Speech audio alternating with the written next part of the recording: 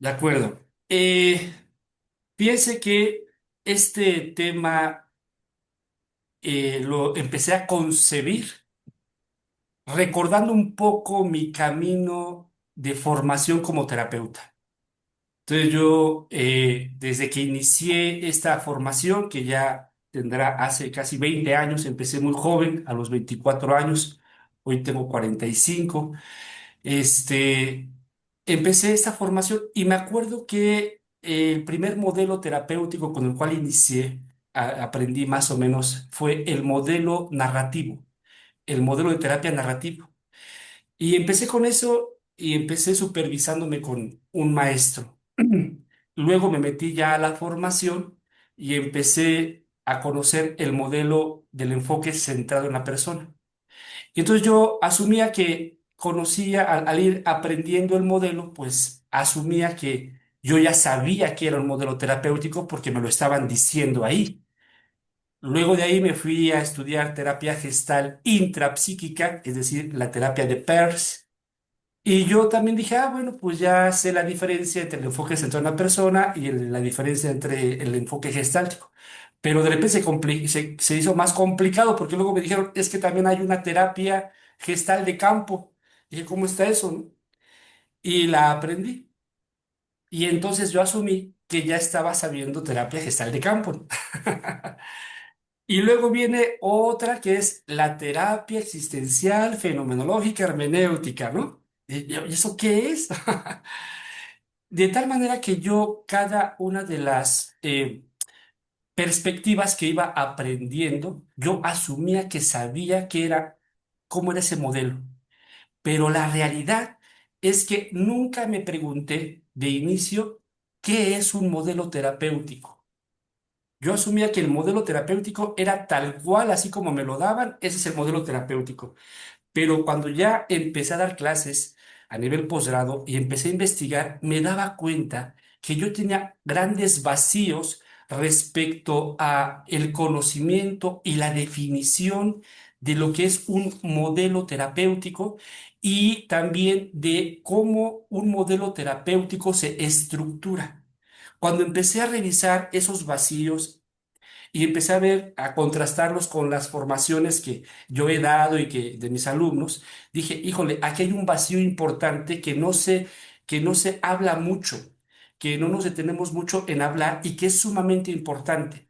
Y que tiene que ver entonces con, primero, saber y definir qué es un modelo terapéutico y también saber y definir qué es lo que constituye un modelo terapéutico. ¿Por qué le llamamos modelo terapéutico? A partir de ahí también saber qué diferencia hay entre un modelo terapéutico y otro, ¿no? Entonces, son como esas cosas que de repente asumimos que sabemos, pero en realidad no sabemos demasiado porque no hay mucho espacio para hablar de eso. Por eso este círculo de estudio, ¿no? A lo mejor algunos de ustedes ya sepan sobre ello, pero quiero retomar este aspecto de qué es un modelo terapéutico como primer punto. Y además, también quiero decirles que lo voy a ir explicando en términos ahorita generales, sin irme necesariamente hacia la mirada existencial o hacia la mirada gestáltica o la mirada humanista, sino en términos generales, ¿de acuerdo? Por supuesto que también lo que yo explique va a ser de acuerdo a como yo lo entiendo, de acuerdo a como yo lo he vivido, y es ahí donde ustedes pueden decirme, no, maestro, usted está equivocado, y se vale que me puedan contrastar, y esa es la idea, ¿no? A través de la diferencia y el contraste nace el aprendizaje. Entonces, empiezo por ahí. ¿Cómo entendemos o qué es un modelo terapéutico? Primero, desde una definición que elaboré, un modelo terapéutico es una práctica de intervención y acompañamiento, es una práctica de intervención y acompañamiento cuyo propósito es explorar, analizar, investigar y abordar la experiencia, ya sea de sufrimiento o no. O sea, es una práctica donde yo voy a intervenir, voy a acompañar, voy a abordar, voy a analizar la experiencia del otro, ya sea esta una experiencia de sufrimiento, pero también puede ser que el otro no tenga una experiencia de sufrimiento y también yo puedo abordar la experiencia aunque no sea de sufrimiento, ¿sí? Este abordaje tiene pues la posibilidad de que se traduzca en un cambio o en una transformación para la persona.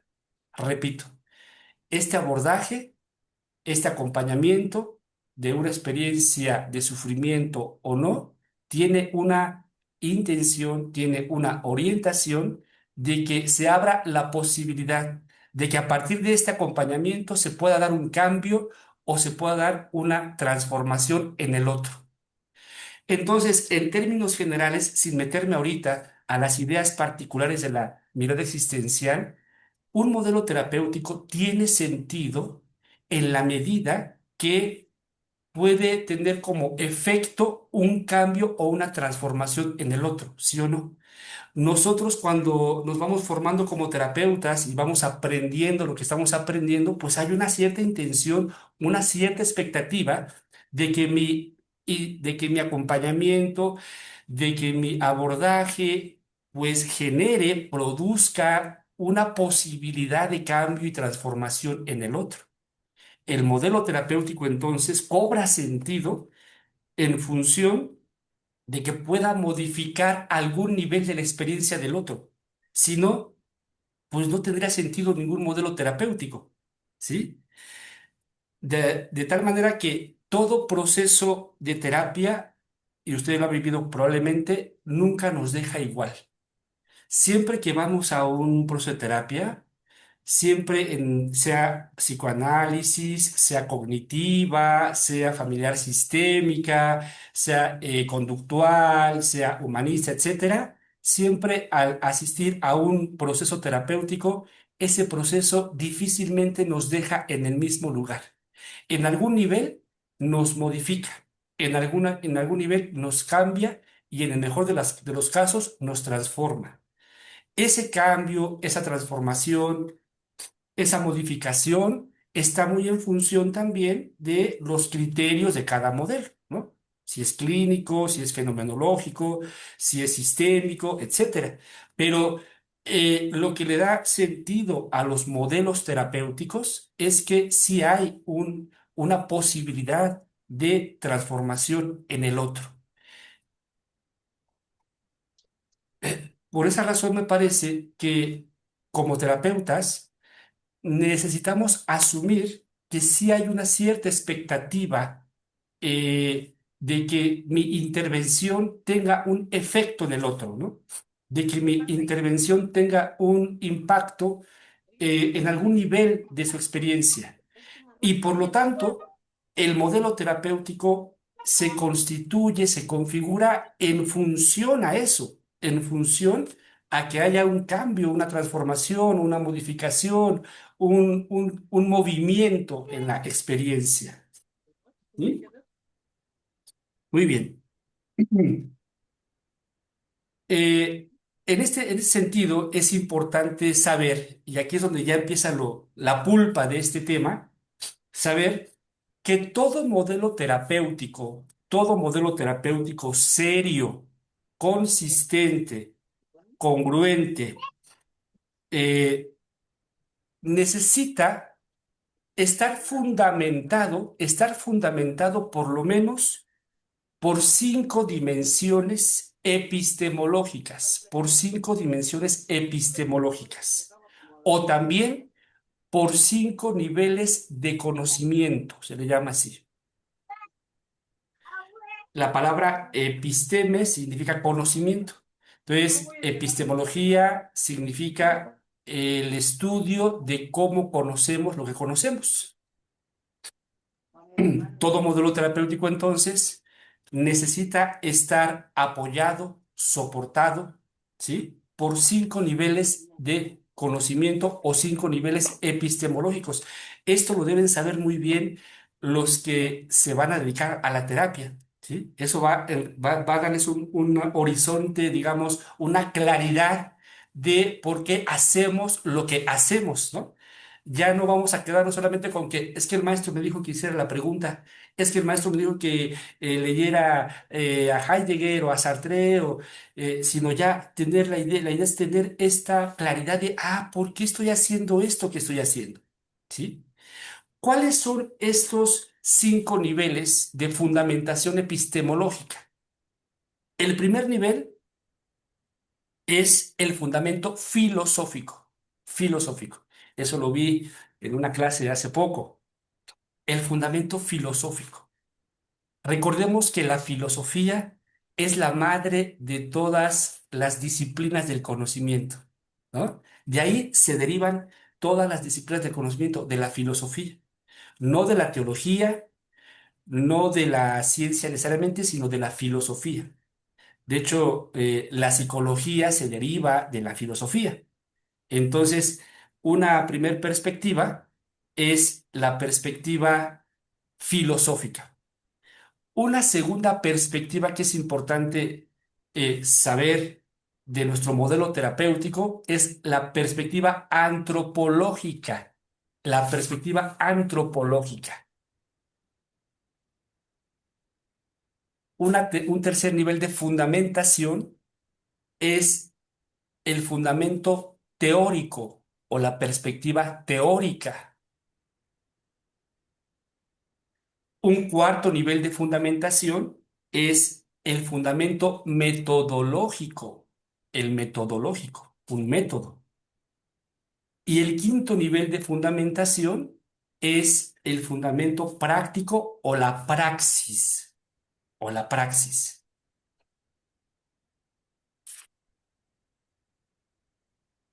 Yo les preguntaría, así como ustedes lo sepan, lo que se les ocurra, ¿para qué? Iniciemos con la primera fundamentación. ¿Para qué un fundamento filosófico en mi modelo terapéutico? ¿Para qué necesito yo un fundamento filosófico? ¿Quién me dice? Así lo que se les ocurra.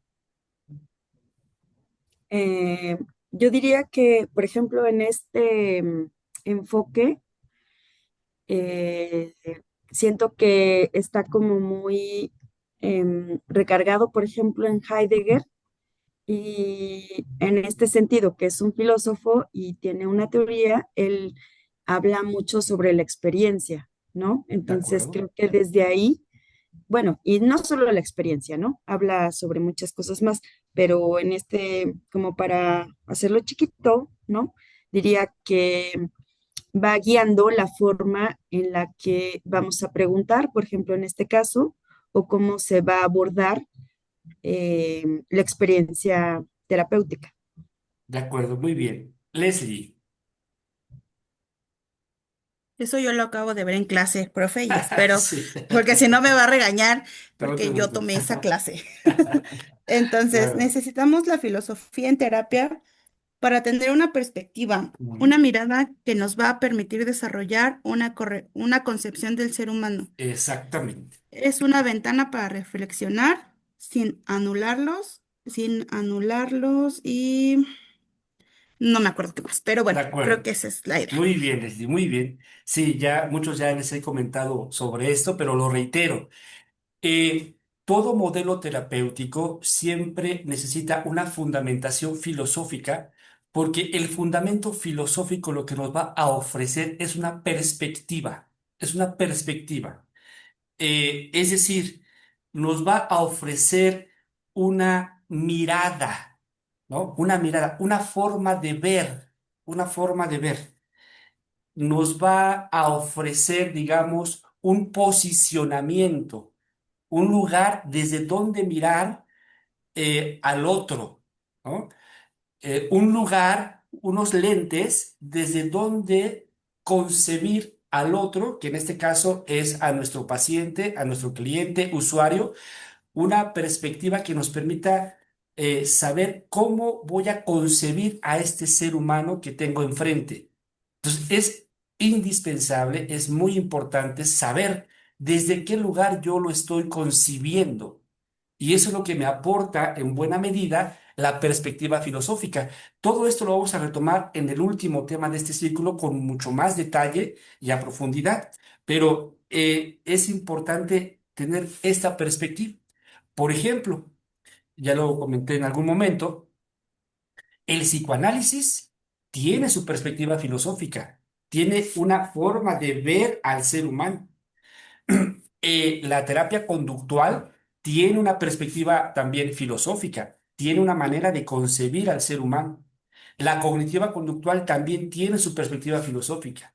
No se diga entonces las terapias humanistas existenciales, ¿no? También tienen ellos, grupo de terapias, tiene también una forma de concebir al ser humano. Entonces es bien importante saber de inicio como terapeutas desde dónde yo estoy observando, desde dónde yo estoy concibiendo al ser humano. ¿Por qué es importante saber desde dónde estoy concibiéndolo? Porque a partir de esa concepción es como yo lo voy a significar a ese ser humano. A partir de esa concepción es como yo como terapeuta me voy a relacionar con ese otro ser humano. A partir de esa concepción es como también yo voy a interactuar con ese ser humano, me voy a comunicar con ese ser humano, ¿sí? Ponía el ejemplo en algún momento, si yo concibo a Adriana Soto, bueno, o a Leslie, si yo la concibo desde una mirada mecanicista, que es una perspectiva filosófica, entonces yo me voy a relacionar con ella desde un lugar mecanicista. Entonces yo me voy a relacionar con ella desde una comunicación que tenga esta perspectiva mecanicista. ¿Me explico? Estoy ahorita siendo un tanto grotesco con este ejemplo, no es tan así, pero es decir, ese va a ser mi hilo conductor que me va a dar la perspectiva necesaria. ¿Para qué? Para saber cómo mirar, cómo concebir y cómo relacionarme terapéuticamente con el otro. Si yo lo miro desde una concepción existencial, por ejemplo, yo concibo, por ejemplo, que Adriana Vélez es una mujer libre, una mujer que tiene todo el derecho de angustiarse, una mujer que tiene todo el derecho de vivir su sinsentido a veces de la vida, porque eso forma parte de la concepción existencial, ¿no? Entonces, la mirada filosófica nos va a dar entonces esa perspectiva que todos necesitamos.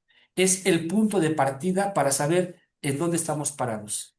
¿Se entiende esto que estoy compartiendo? Eh, la perspectiva filosófica generalmente se hace preguntas como ¿qué es un ser humano? Se hace preguntas como ¿qué es lo que constituye a un ser humano?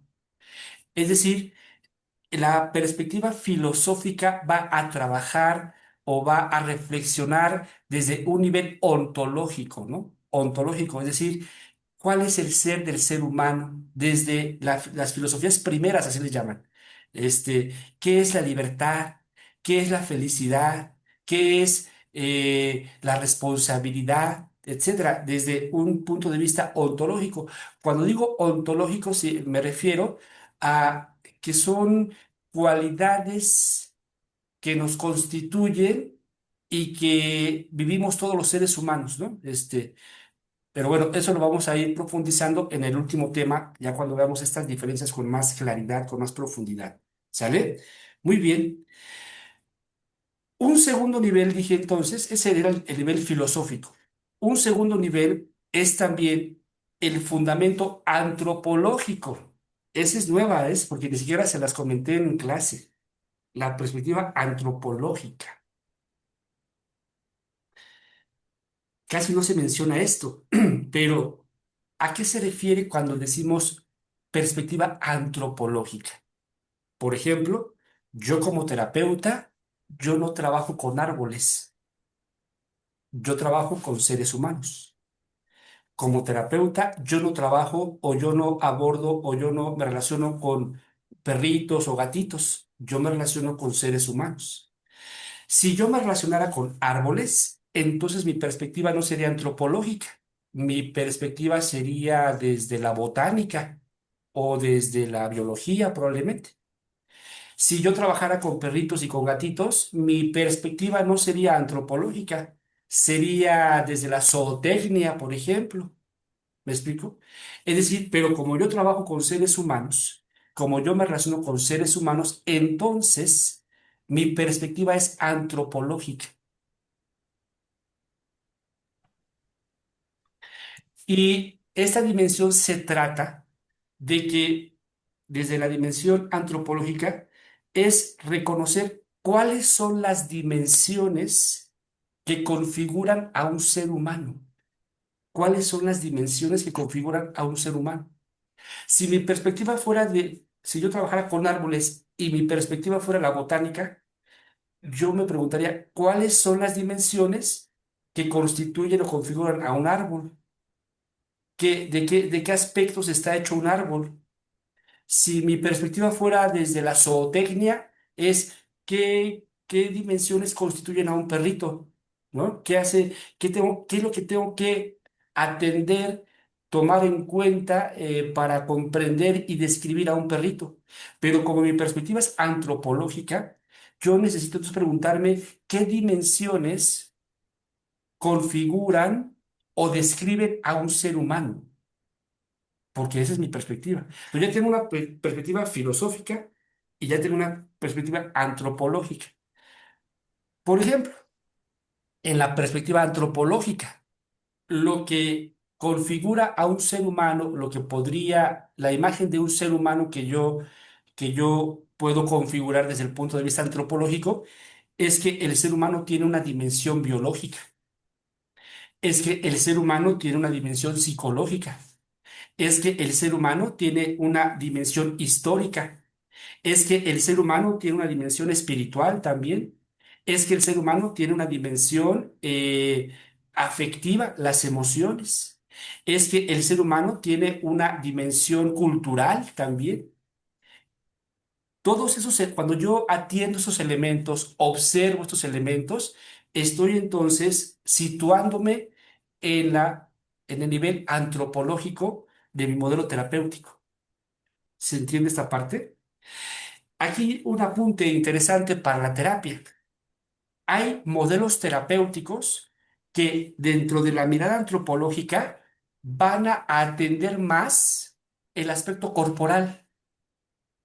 Entonces surgen las llamadas terapias psicocorporales, ¿no? Hay modelos terapéuticos que van a atender más lo cognitivo. Entonces se llaman terapias cognitivo-conductuales. Hay terapias que atienden o le ponen mayor énfasis a la conducta, terapias conductistas. Hay terapias, por ejemplo, que le ponen más énfasis a lo sistémico, a las relaciones y a las interacciones sociales. Entonces surgen las terapias sistémicas familiares. ¿Me explico? O sea, es decir, de todas las dimensiones del ser humano, estas terapias no vean esas otras dimensiones, pero de todas las dimensiones le van a poner mayor énfasis a una por sobre otra. Por ejemplo, hay terapias que ven o atienden más lo histórico. ¿Cuál sería este tipo de terapias? ¿Cuál se les ocurre? ¿La terapia qué? El psicoanálisis, por ejemplo, El ¿no? psicoanálisis. Ujú. Atiende lo histórico. Infancia es destino, es decir, sobre todo el psicoanálisis el freudiano, ¿no? Y entonces, de acuerdo a la mirada antropológica, pues le van a poner más énfasis. ¿Qué mirada, a qué le ponemos énfasis nosotros, los que andamos en el circuito humanista existencial? ¿A qué le ponemos mayor atención?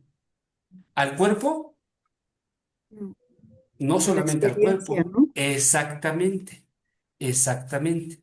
Nosotros lo que vamos a atender es la experiencia. Ujú. Pero, ¿qué es la experiencia? Vaya pregunta. ¿Qué es la experiencia? Es el resultado. el resultado, digamos, holístico, hilvanado, integrado, si así se entiende mejor, de todas las dimensiones humanas. Me Ujú, explico mejor. ujú, Hay una frase que dice, el todo es más que la suma de sus partes. ¿Se acuerdan de esa frase? Viene de la psicología de la Gestalt. El todo es más que la suma de sus partes. Entonces, por ejemplo, desde el punto de vista antropológico, una parte del ser humano es lo biológico, ¡pum! Otra parte del ser humano es lo cultural, ¡pum! Otra parte es lo espiritual, ¡pum! Otra parte es lo social, ¡pum! Y así podemos empezar a poner muchas partes, ¿no? Pero cuando éstas se hilvanan, van a formar una totalidad, que es la experiencia. La experiencia es el todo. Y la experiencia, siempre cualitativamente hablando, es distinta a las partes, a las partes.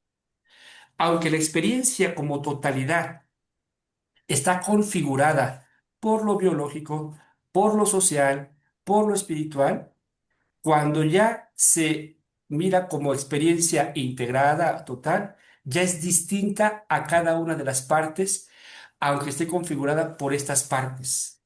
Espero no estar enredando con esta idea.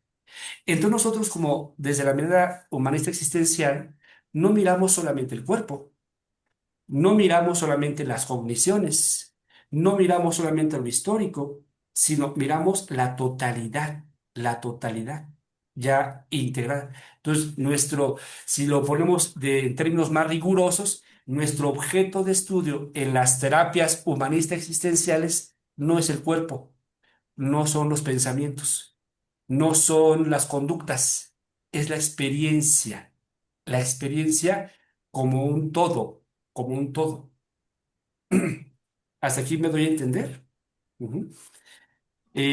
El objeto, quizá el psicoanálisis pondrá más atención a la psique, al inconsciente. La cognitiva le pondrá mayor atención a las creencias primarias, secundarias, terciarias, junto con la conducta. El conductismo le pondrá mayor atención ¿a qué? A la conducta, no tanto a las cogniciones. Pero nosotros le ponemos atención a todo, como algo configurado, a la experiencia. Ujú. De ahí, fíjense, de ahí la importancia, ¿no? De este planteamiento antropológico, porque entonces es como ver las dimensiones y ver cómo cuando se integran forman una totalidad. ¿Preguntas hasta aquí? sí. Adelante, Adrián. ¿Dirías entonces que cuando dices el todo sería como el cómo lo vivo, cómo lo siento, cómo lo veo, cómo lo reflejo en mi vida, cómo me impacta? ¿Sí? Sí, Ok. diría, por ejemplo, que cualquier experiencia, por ejemplo, yo en este momento estoy teniendo una experiencia y en esta experiencia que yo estoy teniendo en relación con ustedes, aquí está participando lo biológico, lo social, lo histórico, lo afectivo, lo cognitivo, lo conductual, lo social, lo espiritual, lo ético, todo de forma simultánea y compleja, de forma hilvanada. Todo está ocurriendo aquí y ahora en este presente. Pero puede ser que de repente a nivel conciencia tenga más presente mi corporalidad. Eso no significa que, digamos, esa sería la figura, ¿no? Por eso en Gestalt le hablan de esa sería la figura. Y el fondo sería todo lo que está detrás, lo histórico, lo afectivo, lo cognitivo, lo espiritual. Pero de repente puede ser que va pasando el tiempo y de lo corporal se me haga más presente a nivel conciencia algún recuerdo. Entonces ya viene lo histórico, ¿no? Ya lo corporal pasó al fondo y lo histórico pasó a primer plano de mi conciencia. Pero de repente voy avanzando y de repente lo familiar, ¿no? Y entonces son figuras fondos, pero que al final de cuentas no son figuras desconectadas del fondo. Todo el tiempo, tanto el fondo y la figura son dos dimensiones que están moviéndose momento a momento, como una totalidad. Entonces, yo, por ejemplo, como terapeuta humanista existencial, atiendo eso. Asumo a mi consultante, a mi paciente, que está teniendo una experiencia holística total. No lo fragmento. No atiendo solamente, no le digo, a ver, no, espérame, a ver, a nivel conductual, ¿qué te está pasando? No, a ver, a nivel cognitivo, ¿qué estás queriendo? No, sino más bien lo que vaya presentando, yo lo voy abordando porque es la forma como se va dando la experiencia. ¿Me explico? Entonces, desde ese punto de vista, pues la experiencia es una totalidad todo el tiempo, todo el tiempo. No es fija, es dinámica, ¿no? Es algo que con lo que vamos a encontrarnos en la mirada humanista existencial justo son estas paradojas. Es una totalidad dinámica. Es como el calidoscopio. No sé si alguna vez conoces el calidoscopio, ¿no? Es el tubito, ¿no? Que lo vas moviendo y sí, hay una totalidad ahí, pero se van moviendo las formas, las figuras, ¿no? Por ahí va la cosa, ¿sí? Entiendo entonces que es como no se enfoca, digamos, en lo conductual, ¿no? De que sería otro enfoque, sino aquí es como ir escuchando e ir sintiendo por dónde se va moviendo el paciente y el Exactamente. foco es él y su experiencia Exacto. en totalidad sin querernos clavar en, a lo mejor, en corporalidades, ¿no? Exacto. A menos que el paciente lo vaya Claro, planteando. Si te claro. dice, me duele mi brazo. Ujú, Ahí nos detenemos a explorar, porque él está planteando, él tiene en primer plano su brazo, ¿no? ujú. Entonces, yo ya sé desde el marco antropológico que estoy atendiendo una dimensión biológica, pero no significa que lo estoy fragmentando, sino que esa dimensión es la que Presente. está resaltando ahorita para él, pero quizá avanza la terapia y de repente sale otra dimensión, ¿no? Otra dimensión que pues yo la atiendo. En términos terapéuticos, yo juego con las barajas que el paciente me propone, ¿no? Nada más. No sería muy adecuado que si él me está hablando de su historia con su novia, por ejemplo, le diga, a ver, ¿qué sientes corporalmente? Eso se hace mucho, pero no es adecuado porque no estoy atendiendo a lo que él me está proponiendo, que es finalmente sus propias barajas, ¿no? Sus cartas, pues, ¿no? Sus cartas. ¿Me explico? Muy bien. Bueno, entonces ya tenemos la dimensión filosófica, la dimensión antropológica, pero ahora sigue la dimensión teórica, la dimensión teórica. Y aquí hay tres aspectos a tomar en cuenta.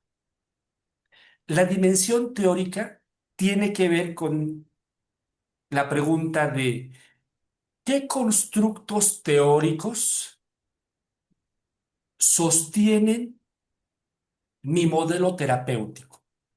¿Qué constructos teóricos sostienen mi modelo terapéutico? Esa sería una primera pregunta. Por ejemplo, la terapia Gestalt de campo o la terapia Gestalt se apoya en una serie de teorías como es la teoría de campo. ¿La han escuchado? La teoría de campo. Y si no, pues la van a escuchar en algún momento los que van iniciando. La terapia gestal también se sostiene de la teoría de la psicología de la Gestalt, de la Escuela de Berlín, por ejemplo. La terapia gestal también se sostiene y se ayuda del psicoanálisis, tiene algunos elementos psicoanalíticos también. Entonces, la primera pregunta sería, ¿de qué elementos teóricos o qué perspectivas teóricas se apoya mi modelo terapéutico? Pero hay que indagar cuáles son esas teorías de las que se sostiene mi modelo terapéutico. Pero aparte, una segunda pregunta sería, ¿qué constructos teóricos pertenecen a mi modelo terapéutico?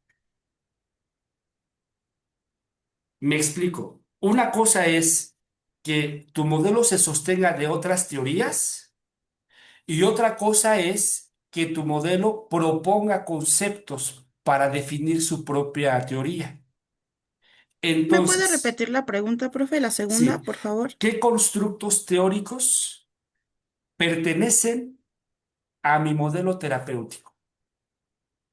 Gracias. Por ejemplo, la terapia gestal se ayuda de la teoría de campo, se ayuda de la psicología de la gestal. Es un primer nivel, digamos, teórico del cual se ayuda la terapia gestal. Pero la terapia gestal, a su vez, también desarrolla sus propios constructos. Por ejemplo, ¿qué constructo desarrolla? El constructo de campo-organismo-entorno, ¿no? Eso ya es un concepto propiamente de la terapia gestal. Otro concepto que desarrolla es el concepto de campo. Otro concepto que desarrolla es el concepto de el awareness, ¿no? En la terapia gestal. Son conceptos que el propio modelo va a ir configurando y desarrollando para explicarse.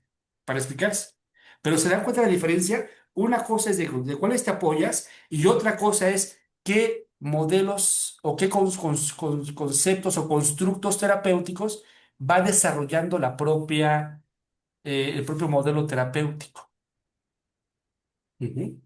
Saber esa diferencia es importante. Por eso de repente nos confundimos. Es que sí hay influencia de la teoría de campo, pero la terapia gestal, aunque se apoya de eso, tiene sus propios términos, sus propios términos. Ujú. Por ejemplo, en el enfoque centrado en la persona, que es la terapia humanista o la terapia del corte humanista, pues tiene o sea, también se apoya de de la psicología de la Gestalt, también se apoya de la teoría de campo de Kurt Lewin, pero el enfoque centrado también desarrolla sus propios conceptos, como es el de tendencia actualizante, como es el de dualidad del self, como es el de condiciones de valor, o sea, ya son sus propios conceptos, ¿sí? Saber esa distinción para su propia formación. Se escucha así bien. Muy bien. Pero aquí hay mucho algo muy relevante de la dimensión teórica en cada modelo terapéutico. Por lo general, y aquí apunta, bueno, aquí apúntenlo bien así, por lo general, la mayoría de los modelos terapéuticos, pero no todos, la mayoría de los modelos terapéuticos van a desarrollar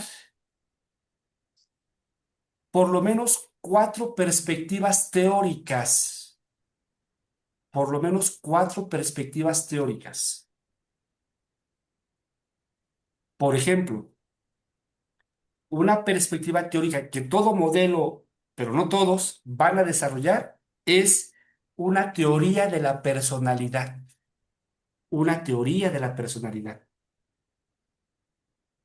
Esto no se lo dije en la última clase, es nuevo para ustedes.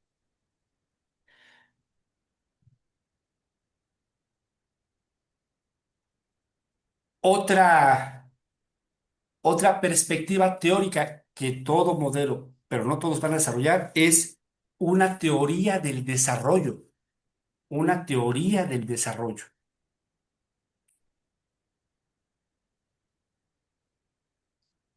Otra perspectiva que van a desarrollar, que se va a desarrollar en la dimensión teórica, es una teoría del sufrimiento o una teoría también llamada psicopatológica.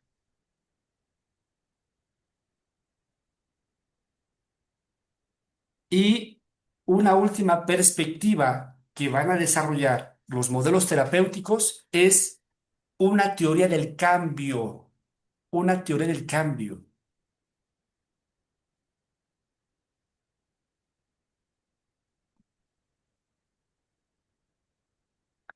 Entonces, para aterrizarlo, el psicoanálisis tiene una teoría de la personalidad. Quien estudió psicología más o menos por ahí sabrá, ¿no? Tiene una teoría de la personalidad. Está dentro de su dimensión teórica.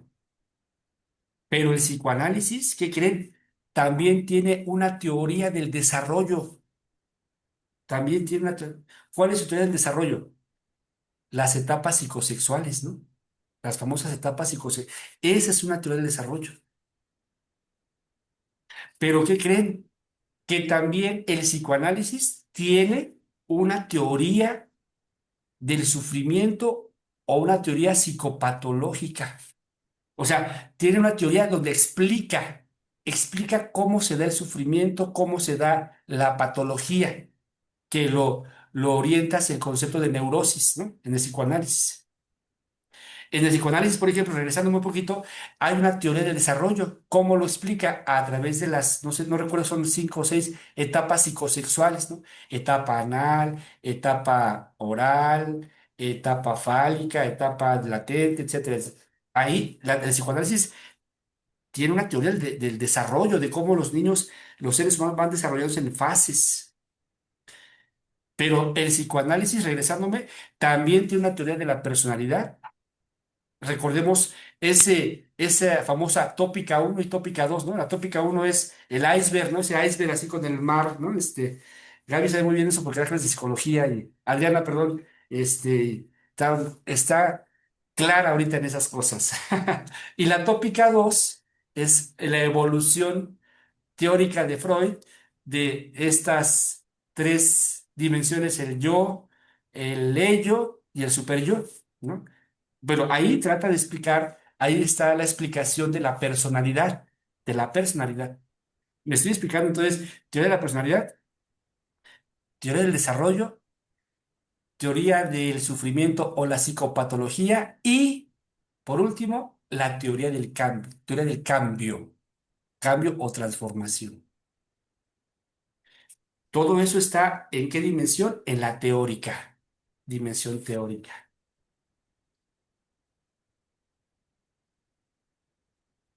¿Por qué es importante que todo modelo terapéutico, por ejemplo, que todo modelo terapéutico, no todos, tengan por lo menos algunos de estas perspectivas? Por ejemplo, Carl Rogers tiene su famosa teoría de la personalidad. Él sí tiene una teoría de la personalidad, Carl Rogers. Cuando vieron Rogers, si se acuerdan ahí los que ya hace años, ¿no? En su antología, ¿no? Teoría de la personalidad y hablaba sobre el self real, el self ideal, condiciones de valor, el autoconcepto, la autoimagen, la identidad, todo eso tiene que ver con la personalidad, ¿no? Pero es a partir de la teoría de la personalidad de Carl Rogers que él pudo justificar su método terapéutico, porque su método terapéutico está totalmente fundamentado en su teoría de la personalidad. El psicoanálisis puede justificar su método psicoanalítico porque tiene una teoría de la personalidad. ¿Me explico? Entonces, esa es la importancia, ¿no? Teoría de la personalidad. Teoría del desarrollo, pues también cómo se va desarrollando. Teoría del sufrimiento. Por ejemplo, la terapia gestal de campo, hasta donde yo sé, quizá me equivoque, no tiene una teoría del desarrollo, pero sí tiene una teoría del sufrimiento o una teoría, no lo llama psicopatológica, pero sí del sufrimiento. Por ejemplo, cuando la terapia gestal habla de asuntos inconclusos, ya está entrando a la teoría del sufrimiento, ¿no? Y tiene una explicación de cómo llegamos a los asuntos inconclusos. La terapia gestal, aunque no lo dice así explícitamente, sí tiene una teoría de la personalidad. Función yo, función ello, función personalidad, el ciclo de la experiencia, ¿no? Cómo se va configurando. Claro que se entiende desde un lugar como un proceso, ¿no? Pero sí tiene una teoría de la personalidad, ¿sí? No tiene una teoría del desarrollo, eso sí, no lo tiene. Parece ser, lo que más o menos por ahí leí en algún momento, que está desarrollando una teoría del desarrollo. ¿Eh? Pero lo que sí me parece que ningún modelo terapéutico debe de, debe de no tener es una teoría del cambio. Porque si es un modelo terapéutico y tenemos una orientación hacia el cambio y la transformación, debe haber una teoría del cambio, forzosamente. El psicoanálisis tiene una teoría del cambio. La cognitiva tiene una teoría del cambio. La Gestalt tiene una teoría del cambio. El enfoque centrado tiene una teoría del cambio. Porque si no lo hubiera, no hubiera esa teoría del cambio, entonces, ¿para qué llamarse modelo terapéutico, no? Sería otra cosa. ¿Me estoy explicando con esto? En el caso de la terapia gestal, por ejemplo, la teoría del cambio que nosotros usamos mucho, o a la cual acudimos, es la famosa teoría paradójica del cambio, ¿no? Esa lo usamos mucho en términos gestálticos. Nos apoyamos en esa teoría para poder abordar y comprender y entender el cambio o la transformación.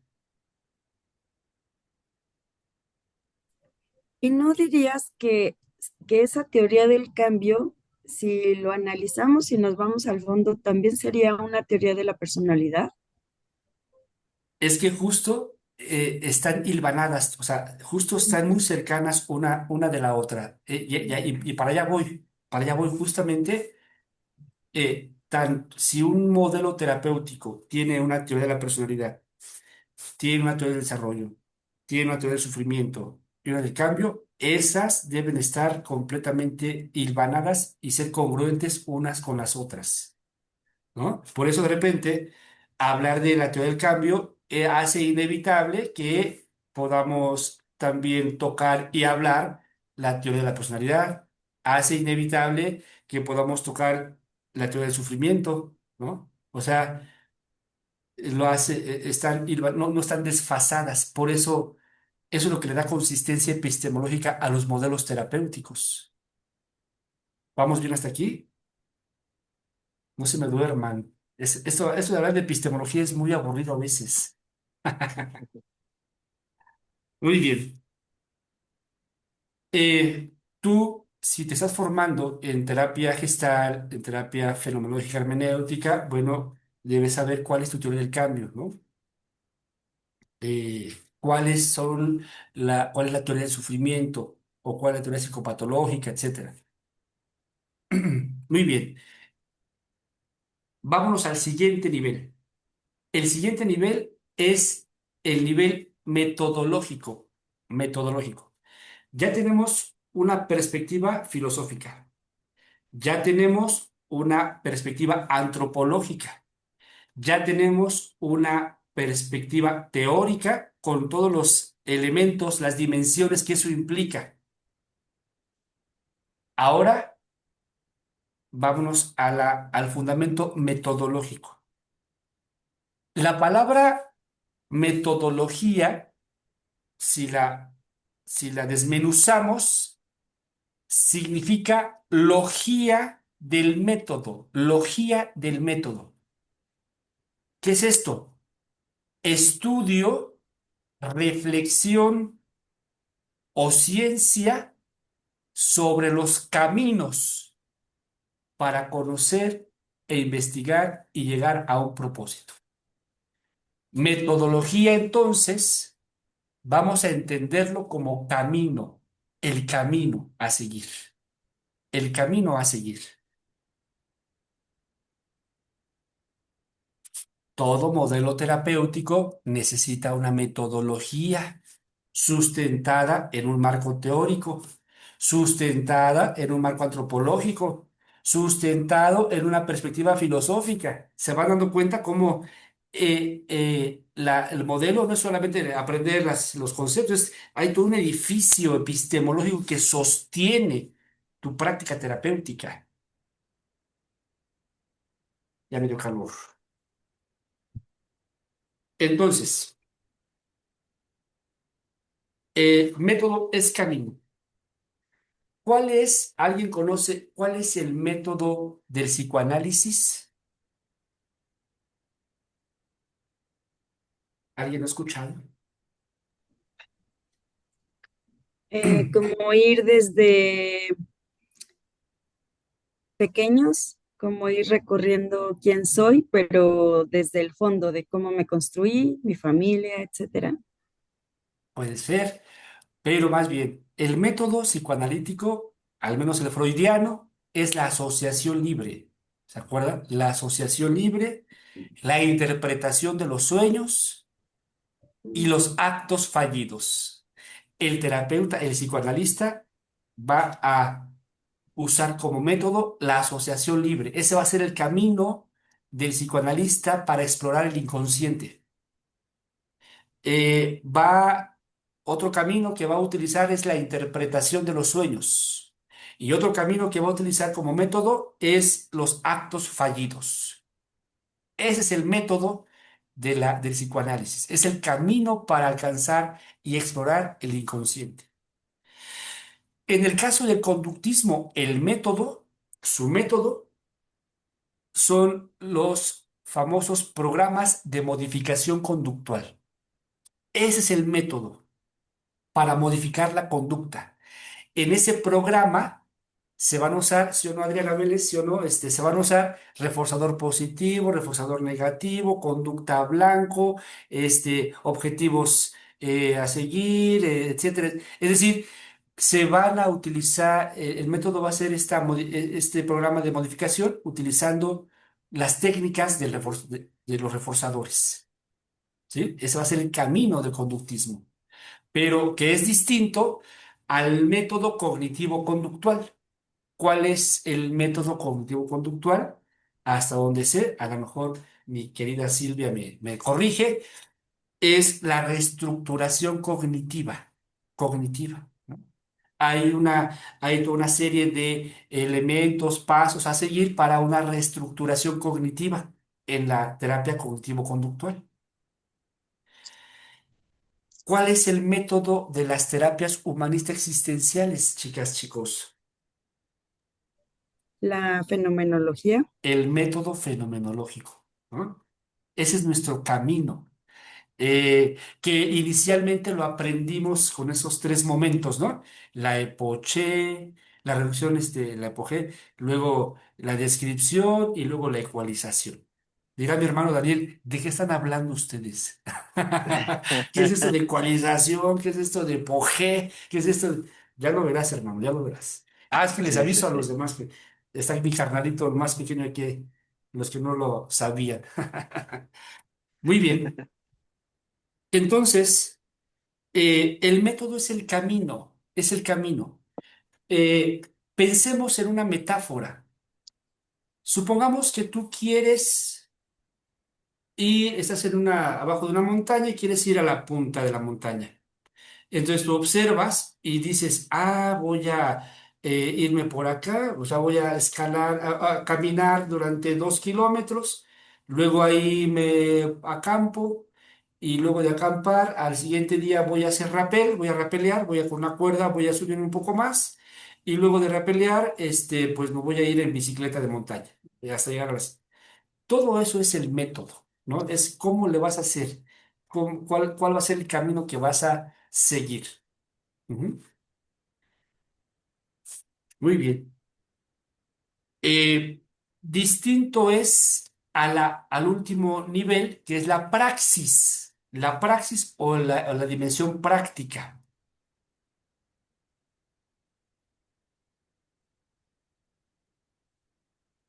La praxis, se le llama praxis al concepto, Profe, dis- sí, disculpe, ¿eso que va a decir es del cuarto nivel? sí, sí, sí, Ah, ok. sí. Sí, es el último nivel ya, el de la praxis. El quinto nivel más bien, quinto nivel, la praxis o la práctica. La praxis es la acción concreta eh, para alcanzar los propósitos, la acción concreta, las acciones concretas.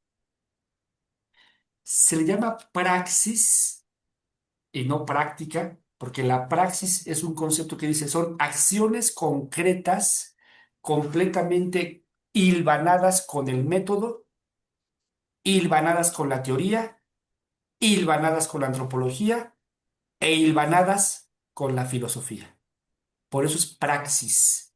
La praxis debe estar completamente sostenida por los diferentes niveles que hemos descrito ahorita.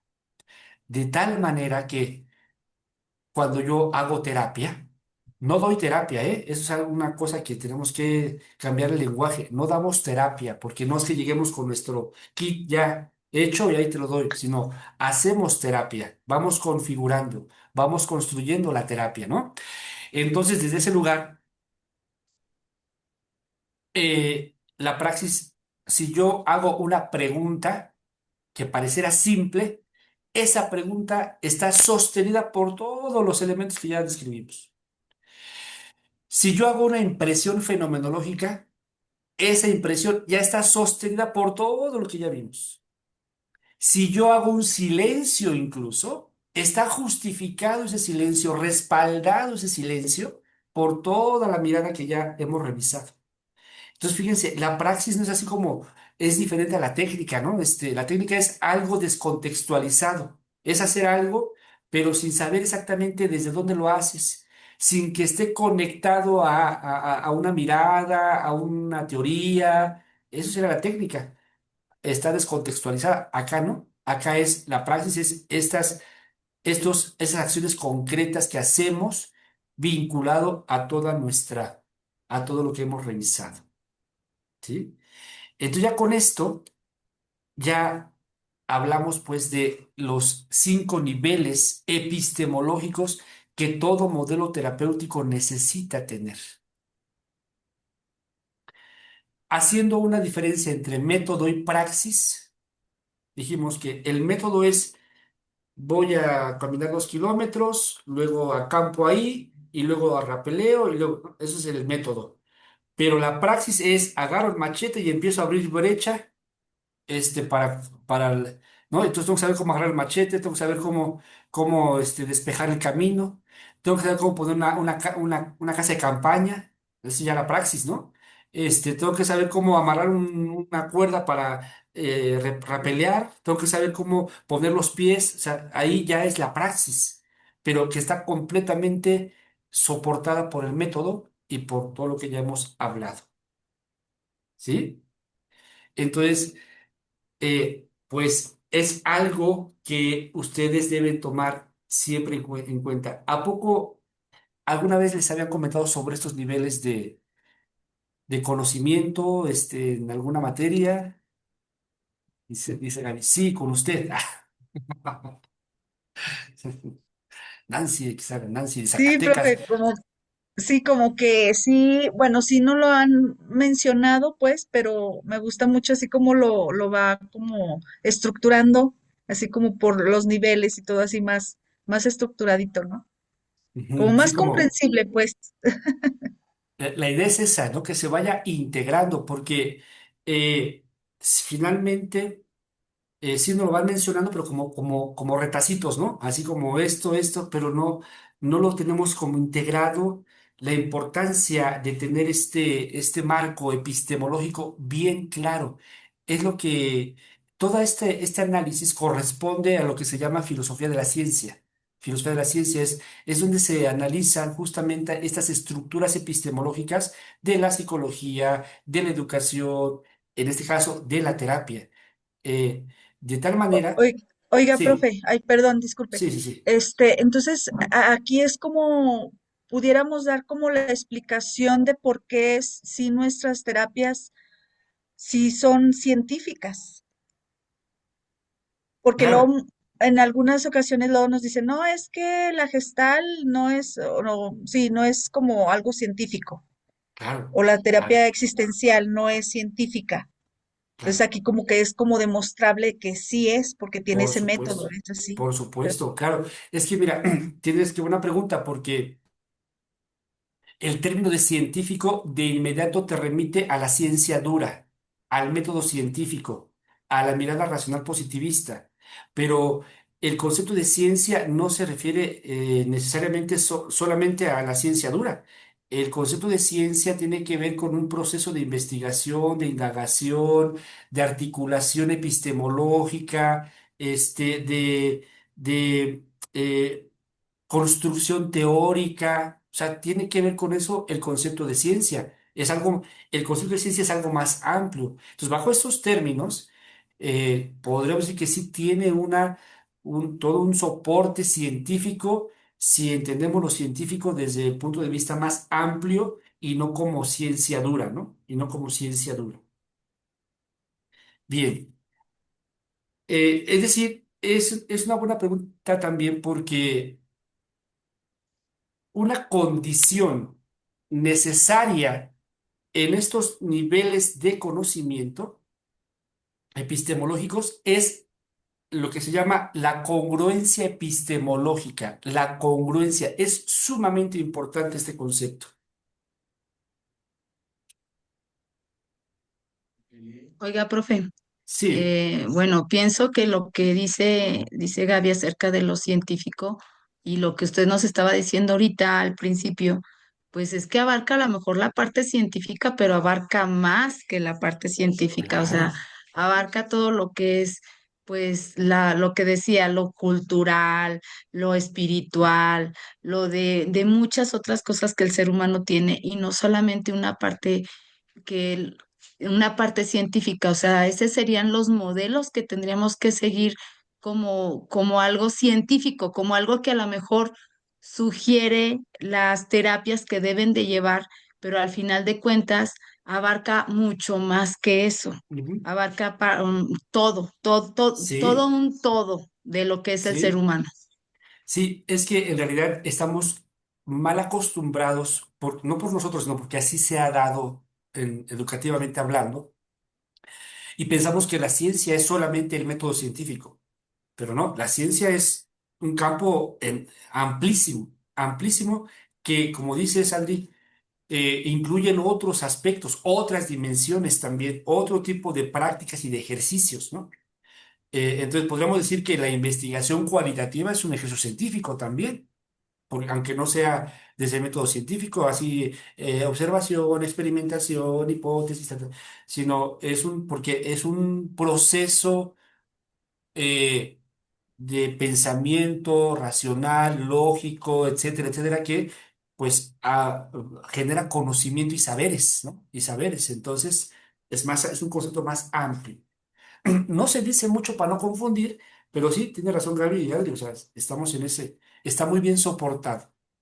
Lo que yo le decía también es esta importancia de la congruencia epistemológica en el modelo terapéutico. La congruencia epistemológica. Es decir, la perspectiva filosófica debe de ser congruente con la perspectiva antropológica y la antropológica con la perspectiva teórica y la teórica con con el método y con la praxis. Todo eso debe tener una congruencia lógica epistemológica. Ejemplo, si yo, por ejemplo, voy a poner un ejemplo muy específico. Si el modelo existencial, ¿no? La terapia existencial, si mi fundamento filosófico es Heidegger, un filósofo alemán, Heidegger, este, recuerdan que Heidegger tiene una concepción del ser que se llama el Dasein, ¿no? El Dasein, o como lo plantea también, ser el mundo, o sea, ser en el mundo. Lo que dice Heidegger es que el ser es inherentemente relacional es un ser relacional y el ser se constituye siempre en relación con su mundo, ¿no? Así en términos simples. Esa es la concepción filosófica del ser, el famoso Dasein. Bueno, si yo tomo como perspectiva filosófica a Heidegger, mi perspectiva antropológica tiene que ser una concepción relacional del ser humano. ¿Por qué? Porque si mi concepción filosófica ya me está hablando de que el ser es relacional de forma inherente, mi concepción antropológica debe ser también relacional.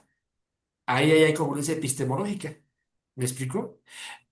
Pero si mi concepción antropológica es relacional, mis teorías, las teorías que yo vaya incluyendo en mi modelo terapéutico, deben también ser relacionales, deben tener una perspectiva relacional.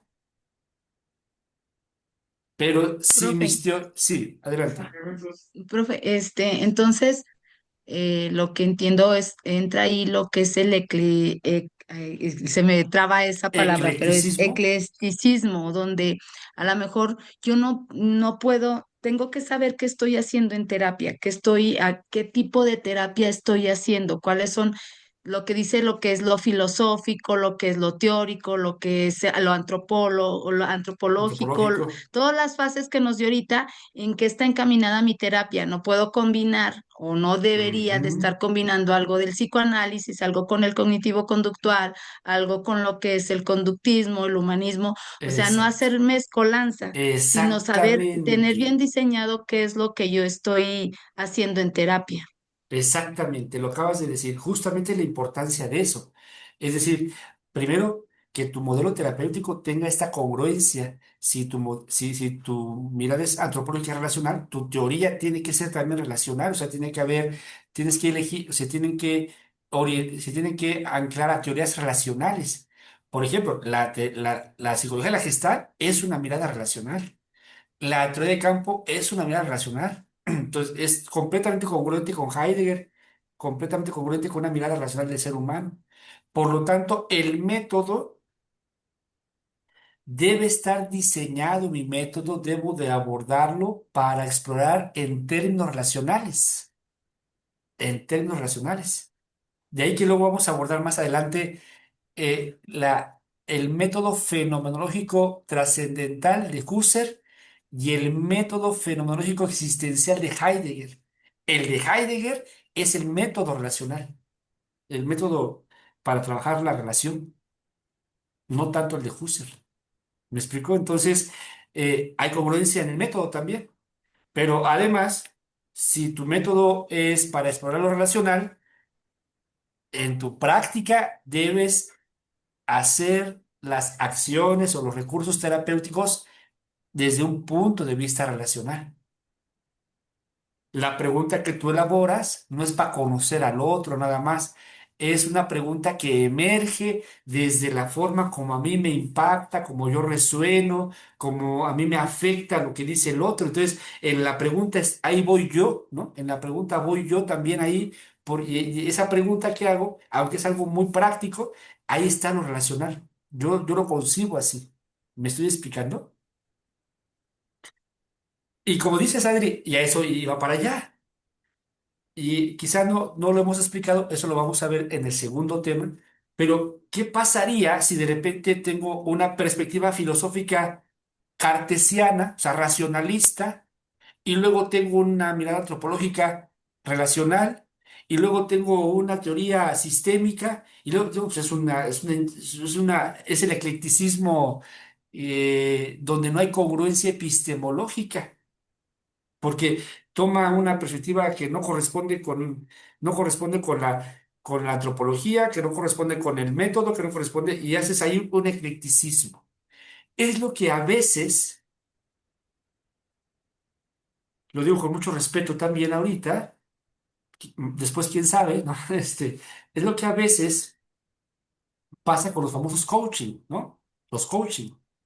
Que los coaching, por ejemplo, yo no conozco mucho al respecto, pero tengo algunas aproximaciones solamente, no tienen una fundamentación filosófica clara, no tienen una fundamentación antropológica clara, no tienen una teoría, a lo mejor tienen por ahí algunos libros, pero no están ancladas a alguna visión filosófica, alguna visión antropológica.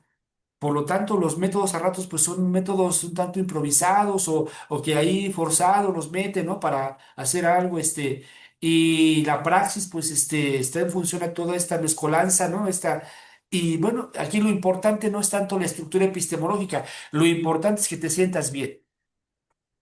Lo importante es que logres el objetivo concreto que es sacar más puntuaciones en tu trabajo y ser el trabajador del año, ¿no? Que seas feliz, ¿no? Ese es el objetivo.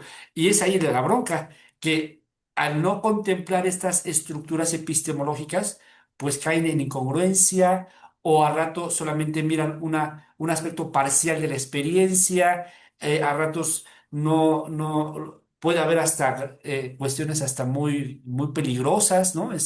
Hacer catarsis así, porque se considera que es importante llorar y berrear y pues eso es muy saludable, ¿no? Pero espérame, ¿desde dónde lo estás haciendo? O sea, ¿en qué te estás apoyando para hacer esto, ¿no?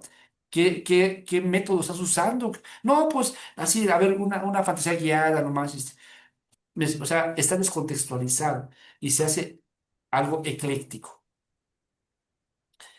Es ahí, es ahí cuando tú puedes cachar si un modelo terapéutico es consistente o no. Y te das cuenta cuando un terapeuta tiene estos niveles de conocimiento claros en su práctica, porque te justifica lo que hace, te lo puede justificar, ¿no? O sea, sabe dónde está parado y sabe por qué hace lo que hace, ¿no? Se escucha cliché eso, pero ¿por qué hace lo que hace? Sabe por qué lo está haciendo. No es improvisado, pero, pero también te das cuenta cuando un cuate, alguien se fue un fin de semana a un retiro espiritual de PNL y ya llega y no manches, ya sabe así las técnicas y te las aplica y tú, "Ah, cabrón, espérate, pero ¿sabes desde dónde estás haciendo? O sea, ¿sabes cuál es el soporte de epistemológico? No, pues yo lo aprendí en fin de semana acá, ¿no? La cábala y no sé qué, y no sé cuál. Está bien, bueno, está bien. No, no está bien, es que está muy peligroso, diría, ¿no? El video de TikTok. Entonces, ahí te das cuenta, ¿no? O algún libro de superación personal, ¿no? Los famosos libros de Sandburg, ¿no? Sé feliz en 24 horas. Pues a ver, ¿cuál es la pinche fundamentación filosófica de esto? Pues no la tienen. O la tienen muy poco clara, ¿no?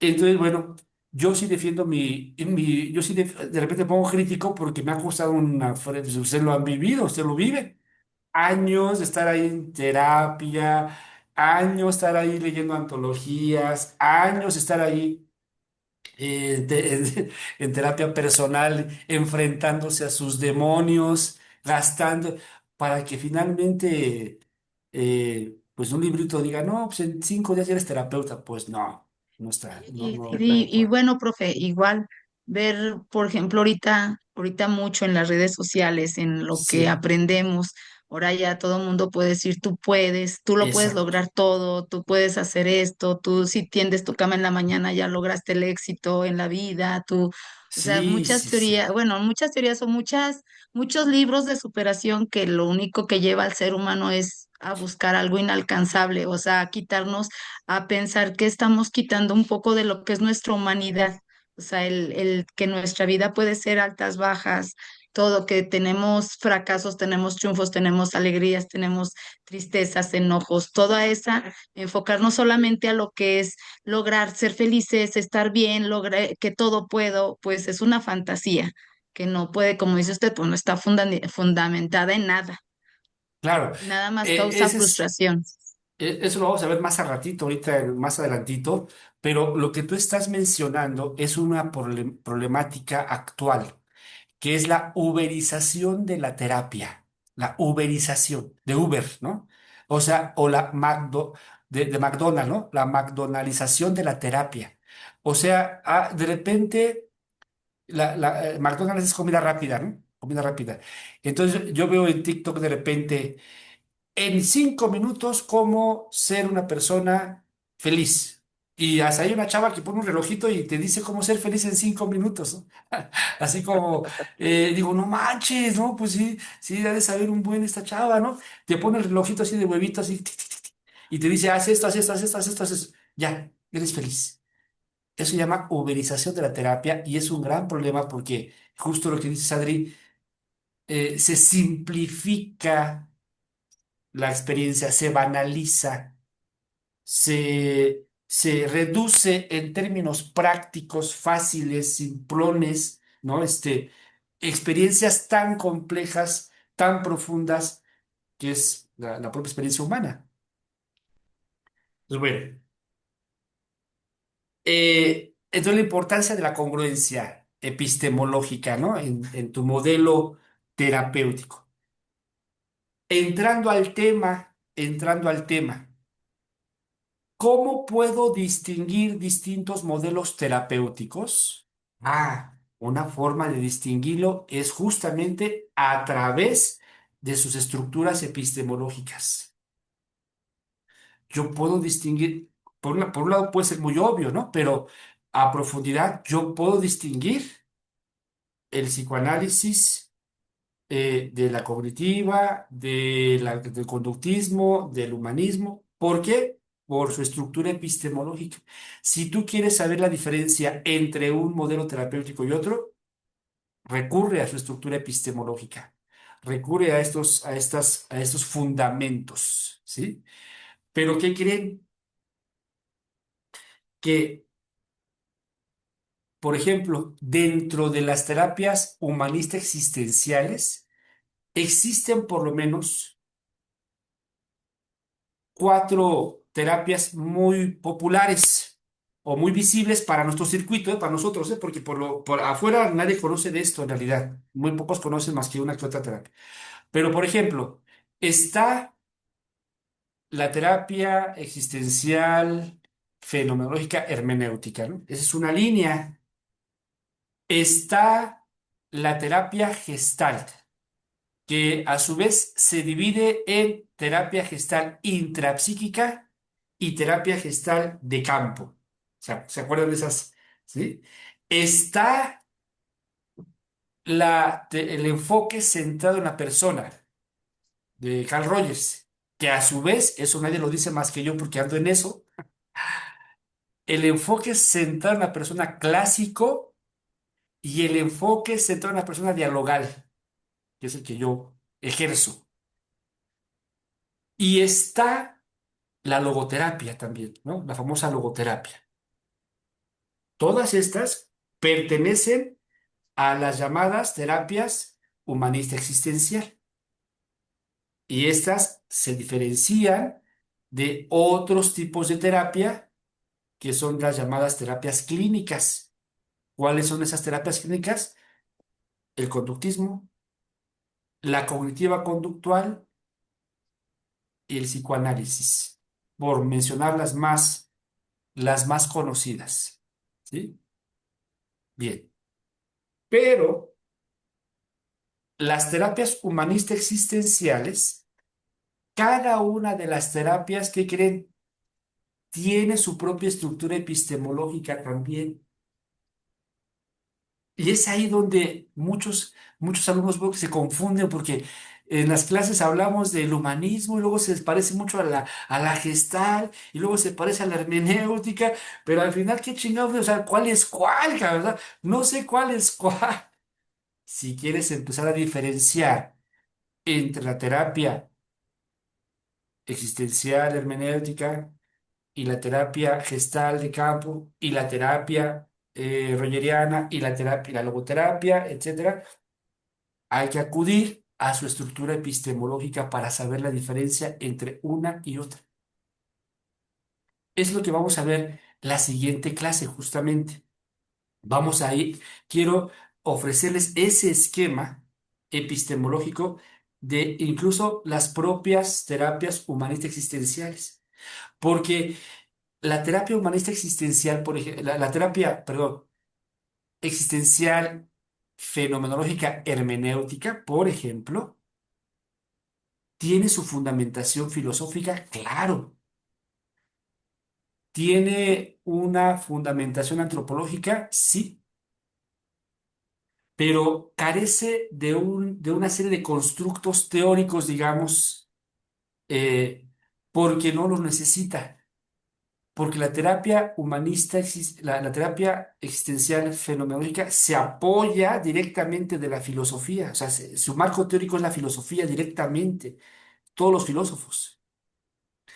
Sí tiene un marco teórico que sería la hermenéutica, que sería pero digamos que su fuente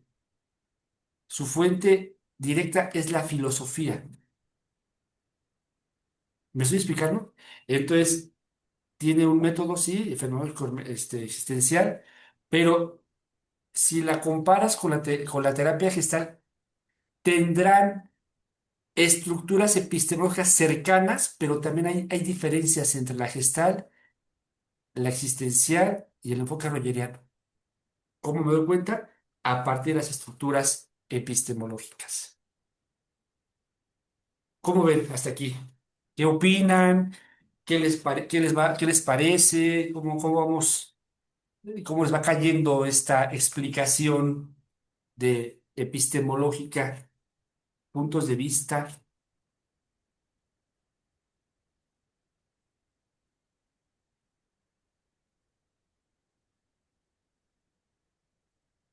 Bien, profe, excelente. Muy buenas, siempre muy buenas sus explicaciones, profe. Deja uno más amplio, por lo menos lo que estoy ahorita viendo, que nos está explicando acerca de lo que debe de llevar cada terapia, desde lo filosófico, lo teórico, lo antropológico, lo metodológico, la praxis, o sea, así como nos lo va mencionando, pues aunque a lo mejor ya muchas cosas lo hemos visto con usted, pues me queda claro que esas 5 pasos o esas 5 cosas tiene que tener cada, cada enfoque psicológico. De acuerdo, sí. Muy bien. Juan, el buen Juan. Hola, profe, buenas noches. Un gusto otra vez poder coincidir. Y un gustazo poder estar en este círculo de estudio. Bienvenido, Juan. Gracias, gracias. Pues sí, yo creo que es muy importante, y también muy importante lo que decía de las confusiones que a veces suceden en clase o en la práctica, tanto de la gestal como el humanismo, ¿no? Que a veces son como pequeños elipsis que se tocan, pero ninguna llega a ser parecida ni siquiera igual.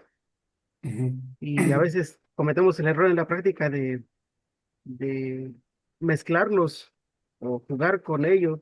Y a veces pues el afectado es tanto como el terapeuta, también nuestro cliente.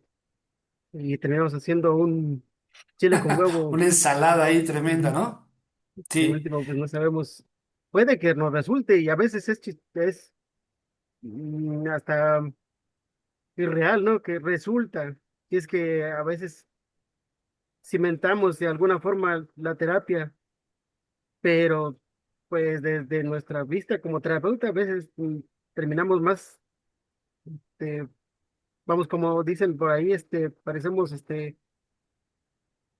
llenos de manchas, porque en realidad no tenemos un ápice, algo que en realidad nos lleve por el buen camino, sino que vamos brincando en zigzag en lugar de ir en línea recta y al final pues tenemos enredados mi paciente y yo.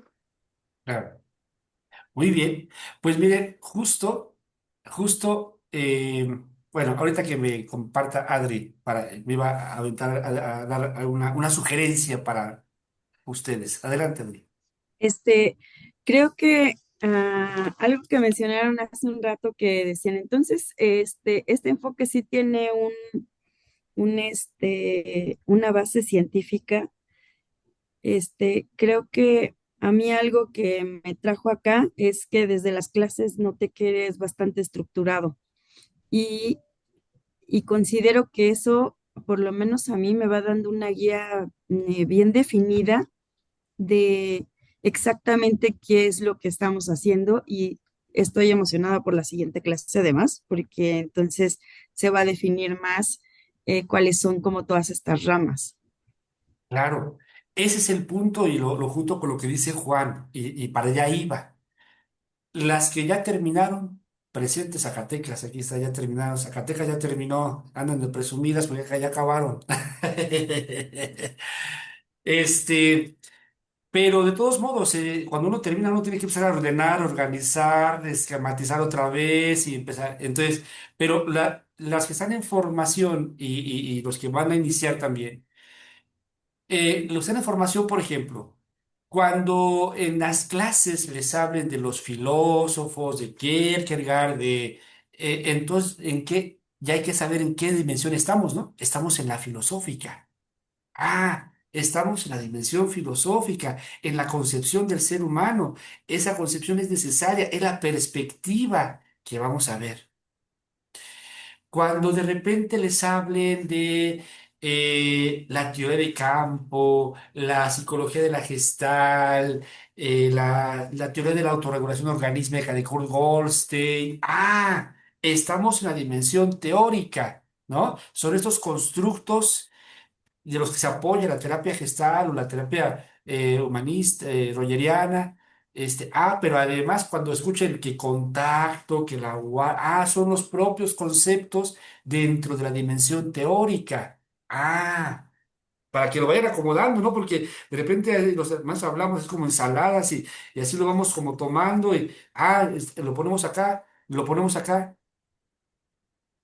Cuando hablemos de la fenomenología como método, los famosos tres, estamos en el método, estamos en el método que debe ser congruente con la teoría, que debe ser congruente con ¿sí? Y cuando ya les diga, va a haber supervisión, a ver, preguntas situación, y preguntas no sé qué, y autorrevelaciones, estamos en la praxis.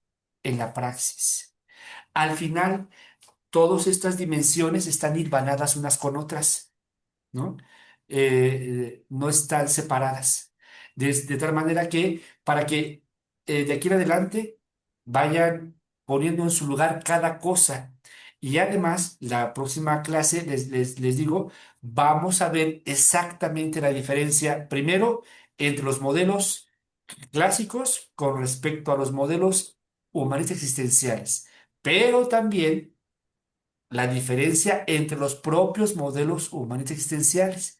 Porque ustedes en la maestría van a estar viendo que terapia gestal relacional, que terapia gestal de Peirce, que terapia gestal de Carmen Vázquez, a cuál corresponde. O sea, Carmen Vázquez es relacional. Peirce es intrapsíquico. Va para acá. Rogers. Es de la mirada humanista.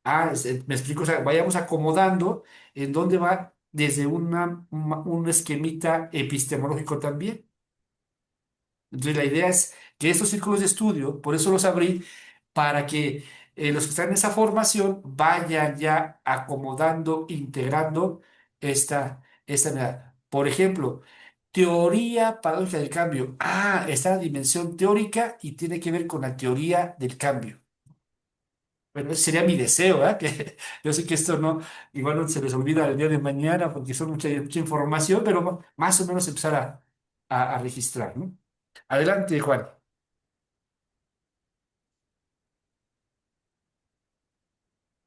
Sí, profe, yo creo que también hay algo que está pasando, no sé si lo han notado también en la relación con otros terapeutas. Creo que también, mm, Híjole, no se le escucha bien, se traba.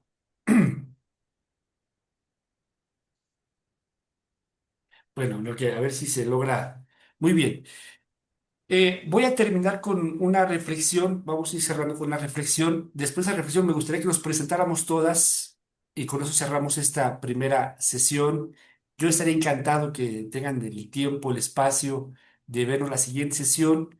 Quiero hacer ejercicios aquí para que no sea tan solamente eh, tan académica la cosa, pero bueno, por lo pronto era importante establecer este esquema porque ya con este esquema, perdón, Juanito, es que te trabaste, me parece, ¿eh?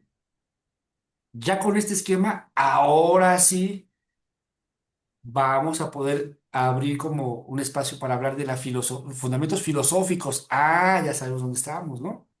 Vamos a hablar sobre los conceptos teóricos de la Gestalt, el concepto de cambio. Ya sé dónde estoy. Vamos a hablar sobre el método fenomenológico. Ya sé dónde estoy. Porque si no, pues eres una ensalada. Entonces, este. Lo vamos a ver en la próxima sesión, pero quiero comentar, acabo con esta reflexión. Los modelos terapéuticos no nacen solamente porque sí, no. Los modelos terapéuticos nacen como una respuesta a una serie de necesidades y de requerimientos de una sociedad. Es decir, nacen en función a un contexto, nacen en función a una época, nacen en función a una serie de problemáticas y de dilemas que una sociedad va presentando en cierto tiempo, cierto contexto. El psicoanálisis surgió ante una necesidad importante, ¿no? Surgió en la época victoriana, una época donde había una doble moral, una época donde se reprimía lo sexual, una época donde era un sacrilegio sentir deseo sexual. Por esa razón, Freud eh, no fue porque sí, había una necesidad social de poder expresar la sexualidad, solo que Freud pues, lo hizo de una manera muy sistemática, muy interesante, y bueno, pues eso ya. ¿Me explico? El conductismo, que es como la segunda corriente psicológica que surge en Estados Unidos, también surge en función a una necesidad y a un contexto social, ¿sí? El humanismo surge también desde un contexto. Entonces, a lo que voy es que los modelos terapéuticos surgen como respuestas a necesidades, son una respuesta a esas necesidades. De tal manera que comprender mi modelo terapéutico significa comprender la realidad en la que habito, ¿sí? Para que yo no descontextualice lo que aprendemos, el modelo, como se va configurando, tiene una razón de ser también. Da respuesta a las necesidades de una sociedad, de una cierta sociedad, desde diferentes caminos, por supuesto, diferentes perspectivas, por supuesto, ¿sí?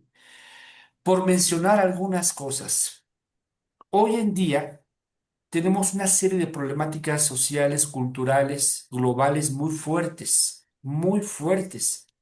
Una de ellas es la guerra palestina, ¿no? Este proceso de, ¿cómo le llaman? Genocidio en tiempo real. Es a muchos nos afecta de formas diferentes, pero eso es una gran problemática que no, Palestina, digamos, es lo más visible, pero ya se ha dado una serie de genocidios, o sea, un proceso de deshumanización atroz y en tiempo real, en tiempo real. Otra problemática a nivel social, cultural, global, es las migraciones forzadas, las migraciones forzadas. Hoy en día tengo muchos consultantes migrantes yo, y ¿qué ocurre con una migración forzada? Hay una desvinculación, ¿no? Hay una falta, bueno, Zacatecas es un ejemplo de ellos. Hay muchos migrantes a Estados Unidos, ¿no? Zacatecas es un lugar donde se van mucho a Estados Unidos y bueno, viven ese fenómeno. Algunos regresan, pero otros pues andan. Entonces, las problemáticas que se presentan es el desarraigo, la desconexión, la falta de pertenencia, la falta de contención también que una comunidad puede ofrecer. Los temas de mis pacientes tienen que ver con eso. Me siento solo, me siento desarraigado, extraño a mi familia, siento que me siento empobrecido porque no los veo, etcétera. Y ahí está el sufrimiento, ¿no? En ellos. Entonces, no por nada surgen las terapias posmodernas o las terapias relacionales, porque lo que buscan ese tipo de terapias son, o de lo que se sostienen, son finalmente de los procesos de relación, de conexión, de encuentro, ¿no? De encuentro, porque forma parte también de una problemática actual. ¿Me estoy dando a entender con eso? Sumándole la deshumanización que está también habiendo. Otro aspecto así por mencionar algunas problemáticas actuales es esto que mencionaba Adri, la uberización de las terapias, ¿no? La simplificación. Eso es una forma de deshumanizar también al ser humano, a la persona, porque pues yo he de confesar, las veo, me parecen a ratos como divertidas, a veces las veo desde un punto de vista crítico, a veces escucho algo pero también soy consciente que eso es, aunque pueda parecer entretenido, justamente hay un riesgo al proliferarse ese tipo de terapias, ¿no? Y nos toca a nosotros, que estamos en formación pues consistente, Ser críticos, yo sugiero, por supuesto, ante eso, ¿no? Ante eso, porque pues si no, mejor me meto en un curso de 20 minutos de TikTok y ya no hubo terapeuta. Entonces, bueno, eso entre otras problemáticas. De tal manera que hacer terapia es dar respuesta, es dar respuesta. El término de respuesta tiene que ver con el término de responsabilidad. Definir responsabilidad en términos existenciales significa saber dar respuesta a mi existencia. Entonces, hacer terapia como una respuesta significa que nosotros somos responsables de cómo respondemos a las necesidades de los demás, ¿no? De la sociedad. Somos responsables. Eh, Diría Emmanuel Levinas, un filósofo existencial, diría nosotros somos responsables de los demás, ¿no? La terapia es un acto de responsabilidad hacia los demás también.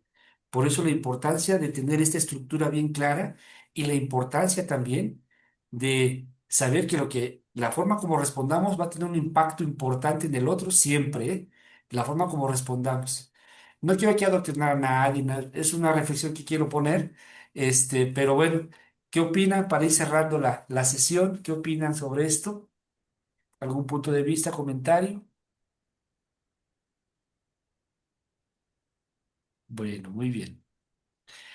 Si les parece, así brevemente, vamos a presentarnos brevemente quiénes somos, dónde vivimos, si ya terminaste la formación, si estás empezando, si vas a la mitad, si eres para más o menos ubicarnos.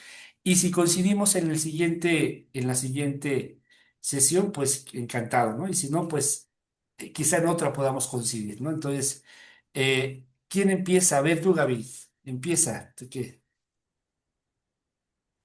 Sí, gracias, profe. Bueno, yo me llamo Gaby y ahí dice mi nombre Gaby Yadri porque es mi hermana Adriana Vélez. Hermanas, juntas todo el Ella. tiempo. Sí, y nomás que no hallé cómo quitarle el nombre. Más bien sí hallé, pero está en inglés y no lo entendí.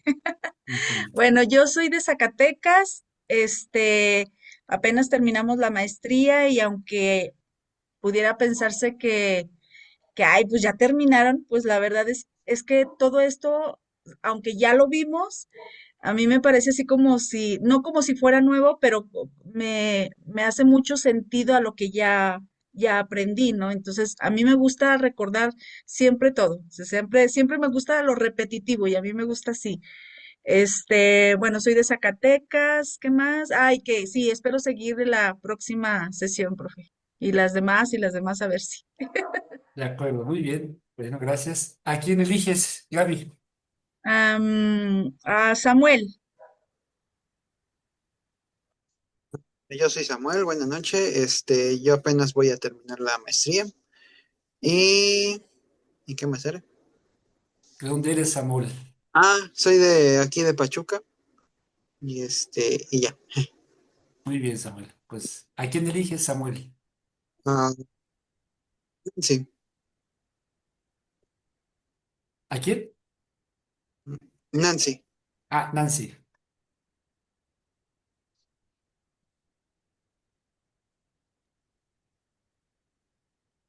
Y no te escuchas, no te oyes. Ujú. ¿Ahí me escucho? Ahí sí, Sí. ahí sí. Ujú. Gracias, buenas noches. Mi nombre es Nancy González de Zacatecas. Soy de las compañeras que ya finalizamos nuestra maestría, pero así como lo comenta la compañera Gaby, pues nunca es suficiente para nosotras. Y sobre todo porque el curso pues es impartido por el maestro Ramsés y pues mis respetos, pienso que todos los que estamos aquí sabemos lo que vale una clase con usted. Gracias. Sí, nosotras pues ya acabamos nuestra maestría, pero sí, hablo por mí en búsqueda de seguir con los conocimientos. De Y acuerdo. sí, ¿A aquí quién seguimos, profe. eliges? Muchas gracias por compartir. Gracias, gracias, Nancy. ¿A quién eliges? Elijo a la compañera Silvia Acosta. Hola, ¿qué tal? Buenas noches. Ay, Eh, un gusto compartir este espacio con cada uno de ustedes y pues un placer, maestro Ramsés, estar aquí y escucharlo. Es un deleite siempre escucharlo y pues feliz de poder estar en este espacio y afortunada. Y bueno, pues yo soy de Pachuca y pues ya por terminar esta maestría de psicoterapia y en curso de la otra. Se está aventando dos Y maestrías, la de sí, tanatología y no lleva con todo, ¿eh? sí, pues Muy bien. ya por terminar esta. Y justo recordando lo que veíamos la última clase y muy interesante como siempre. Y pues aquí estamos y esperamos seguir hasta que usted nos lo permita. Muchas gracias, maestro. Gracias. Creo que iba Silvia Costa, ¿verdad? Te habías comentado. Ajá, Ah, Janet. ok. Pero ahorita, a ver, Silvia, vas tú, Ah, creo. ya, es que tengo mi compañera y ella también es Silvia y también es Acosta. Entonces era ella. Ok, Ah, perdón, no, pero está perdón. muy bien, Janet, ¿no? Ya Sí, aprovechamos también perdón. para que no hay problema, no hay Y problema. yo hasta dije, ¿por qué Silvia Silvia? Si yo no le pongo. Mm. Perdón, era mi compañerita. Pásale, amiga, tú. Somos tocallas de Ah, primer nombre y bien. primer apellido, creo. Claro, claro. Este, Sí. pues yo muy contenta de estar aquí compartiendo con ustedes este espacio y bueno, privilegiada de recibir conocimientos por parte de usted, maestro Ramsés. Sabe que le admiro. Y Gracias. pues bueno, yo soy Silvia Dairén, estoy cursando la maestría en tanatología en la Universidad Humanista y pues bueno, me verán por aquí, recibiendo todo este conocimiento que siempre es nutritivo aprender más, ¿no? Conocer más y tener otras miradas. Yo llegué a la clase de maestro Ramsés y fue cuando descubrí que yo era una ensalada y pues bueno, estoy tomando este rumbo. Buenas Pero noches a todos. déjame presumirles que Silvia es una muy buena clínica. Ella está en la mirada, pero es muy buena. Ella sí tiene muy precisa así, en sus conceptos. Entonces siempre, yo insisto, a mí me aporta mucho me aportó mucho ese día escuchar a Silvia y desde su mirada clínica. Y bueno, la idea es contrastar y está muy, muy padre. Gracias, Silvia. ¿A quién eliges? Juanito no ha pasado, ¿verdad? Adelante, Juan. Colega. Ujú. Silvia, qué gusto verlas por acá, también a Janet. También somos compañeros de acá del estado de Hidalgo, yo soy de Zimapán, una provincia de fuera de Pachuca, y estoy también cursando la maestría en tanatología y pues es un placer coincidir de nueva cuenta con usted, profe Ramsés, en diplomados y en la universidad siempre fue y es un placer contar con sus conocimientos y pues ampliando los saberes, siempre es bueno y también para hacernos saber que no es tan bueno ser una ensalada como diría mi compañera Dairen. Muchas gracias, Juanito. ¿A quién eliges, Juanito? Mm, Armando Flores. Armando.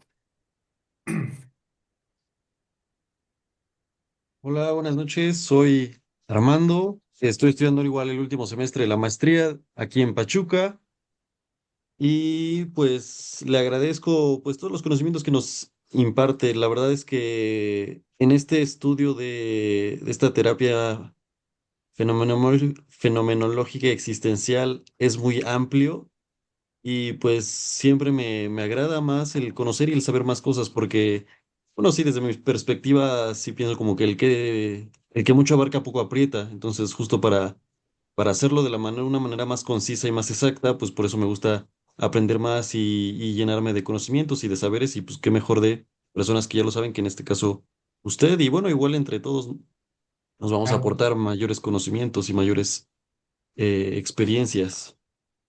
Y aquí nos seguiremos viendo. Muchas gracias. Gracias, Armando. Elige a alguien que todavía no haya Arroz. pasado. Ros, ¿dónde estás? Yo Ah, aquí, Ros, buenas adelante, noches.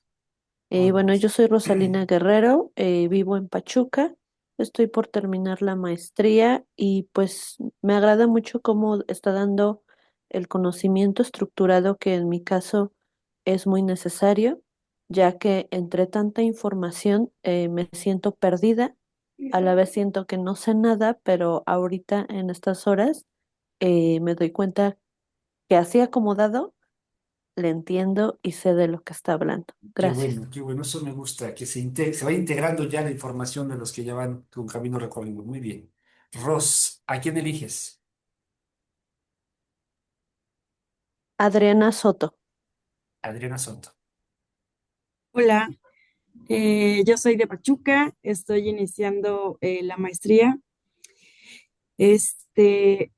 Yo estoy encantada porque soy muy estructurada, requiero de estructura para entender muchas cosas y creo que el profe desde que dio su clase, me di cuenta que es una característica muy puntual de usted, que es muy estructurado y me gusta mucho también que es muy respetuoso ante, ante cualquier mirada de este, de otras tipo de terapias y eso me gusta mucho. Y pues nada, también espero aprender para no perderme en este camino de tanta variedad.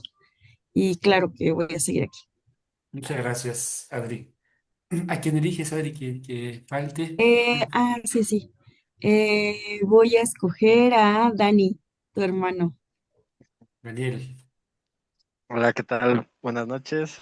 Yo soy Daniel y yo, bueno, es un honor obviamente pues tener esta oportunidad, ¿no? Porque digo, realmente yo apenas tengo el deseo de empezar la licenciatura y todo este rollo a lo mejor tener esa parte de ir siendo un poco autodidacta, ¿no? O tomar de lo que ahorita está a la mano, ¿no? Es importante y me quedó, digo, muy claro. Digo, realmente no sé mucho del tema, pero me ha quedado claro. Pues soy de aquí, de la Ciudad de México y pues muchas gracias, hermano, ¿no? Muchas gracias Oh, y bienvenido, claro que hermanito. voy a seguir aquí. Mi hermanito acabó la prepa y está muy interesado en seguir los estudios, pues hay que acompañarlo en este deseo y por supuesto que ese es tu espacio, hermanito, cuando necesites. Gracias. Muy bien. Dani, creo que falta Lupita, mi colega, ¿verdad? Sí, Lupita, Hola, hola. adelante. La verdad es un gusto, un placer escucharte, Ram. Y digo, ya aquí creo que es todo tu grupo de tanatólogos. Y ver a tu hermano, Daniel, que ya se esté involucrando desde ahorita, la verdad es que buen camino desde ahorita, iniciar todo este aprendizaje, todo este camino que te va a lanzar a más caminos. Ram, ahorita lo que nos compartiste, la verdad es, aunque uno ya esté en un nivel, creo que siempre la información no está de más. Ujú. Me gustó cómo lo llevaste y pues aquí nos vamos a seguir viendo. Gracias. Gracias. Lupita es mi compañera del doctorado. Estamos haciendo el doctorado en Gestal de Campo. Ya hizo la maestría también. Entonces, una gran compañera. Gracias, Lupita, siempre apoyándome. Y por ahí falta, creo que Iván. Creo que falta Iván. ¿Ah? Qué buena Hola, buenas noches a onda. todos. Buenas noches, buenas noches. ¿Qué tal, Iván? Soy Iván, yo soy, igual estoy en el último semestre ya de la maestría en psicoterapia humanista, ahí en Pachuca, pero yo soy del Estado de México y, y pues sí, la verdad, ahorita sí voy a continuar. Ahorita bueno, no sé si fueron la primera, pero de las primeras preguntas que decía, ¿no? Acerca bueno, estábamos empezando a hablar de los temas y creo que como que precisamente lo resumen muy bien mis compañeros, como que todo esto es como una base, como el esqueleto, Ujú. como la Estructura. médula que sostiene todo lo que pues va a venir a continuación y me gustó aún más que como usted dice, no son cosas que luego hasta los mismos pues hasta los mismos profesores, hasta los mismos terapeutas pasan de lejos como algo tan normal que pues precisamente pues hay que voltear a ver esas cosas, ¿no? Que a veces pasan desapercibidas.